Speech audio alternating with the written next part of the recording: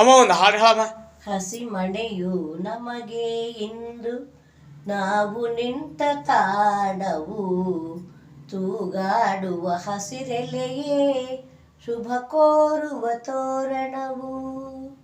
ಹಕ್ಕಿಗಳ ಚಿಲಿಪಿಲಿ ಗಾನ ಮಂಗಳಕರನಾದವು, ಈ ನದಿಯ ಕಲರವವೇ ಮಂತ್ರಗಳ ಘೋಷವು. ಸಪ್ತಪದಿ ನಡೆಯಾಯ್ತು, ಸಂಜೆ ರಂಗು ಆರತಿಯಾಯ್ತು, ಇಂದೀಗ ಎರಡು ಜೀವ ಬೆರೆತು ಸ್ವರ್ಗವಾಯ್ತು.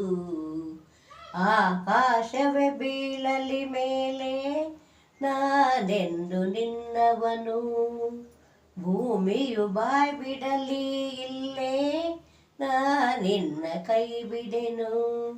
ನೀನಿರುವುದೇ ನನಗಾಗಿ, ಈ ಜೀವ ನಿನಗಾಗಿ. ಆಹಾ ಹಾ